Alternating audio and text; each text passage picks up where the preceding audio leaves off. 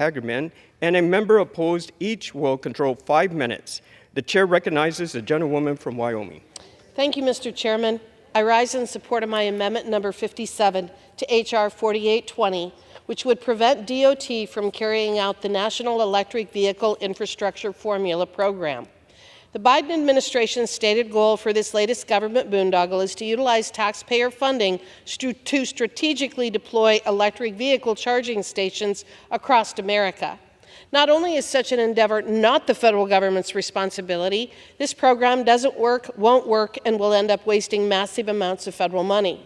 You need no further evidence than Secretary Granholm's recent experience of trying to take an electric vehicle out for a spin, a trip that ended in disaster and confirmed that EVs are overpriced, unreliable, and infeasible without massive federal subsidies. Mr. Chairman, the Biden administration, through this policy and others that were buried in the so-called Infrastructure Investment and Jobs Act, is attempting to use taxpayer money to implement the Green New Deal, a pie-in-the-sky idea that is not only destined to fail, but will waste massive amounts of money and further impoverish American citizens.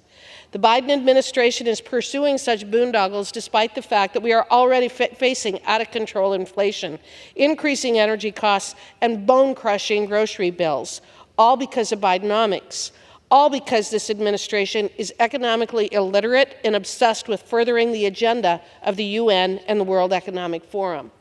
My fellow Wyoming citizens and Americans as a whole are more concerned with the prospects of heating their homes, putting food on the table, and taking care of their families.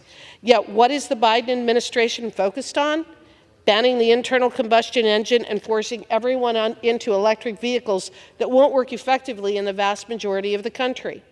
My amendment is designed to stop the Biden administration from continuing its wasteful and profligate spending on projects that do not provide a benefit to the American public. I urge my fellow members to support this amendment, and with that I reserve. The gentlewoman from Wyoming reserves. And for what purpose does the gentleman from Illinois wish to be recognized? Mr. Chairman, I claim time in opposition, and I yield 2 minutes to the gentlewoman from Michigan, Mrs. Dingell. The gentlewoman is recognized. Thank you, Mr. Speaker. I rise with a great deal of respect for my colleague, but in opposition to this amendment, which seeks to cut funding from the National Electric Vehicle Infrastructure Formula Program. Here is the reality. The world is moving to alternative transportation. It's not all going to be electric vehicles. It could be hydrogen. It will be other. But right now, electric vehicles are the future of transportation in this country and in the world, and we are competing in a global marketplace. As we continue to invest in this EV transition, it is critical that we get the charging infrastructure right. We must do everything within our power to keep America competitive, to make it easier for consumers to make this transition, and that's what this program does. It plays a vital role in expanding our charging infrastructure, alleviating fears, and creating an interconnected network that everybody has access to, not just those that have access to expensive chargers. The National Electric Vehicle Infrastructure Formula Program provides funding to states to deploy EV charging infrastructure and establishes networks that make them more accessible. We must work together to expand EV charging accessibility and invest in American-made EV chargers.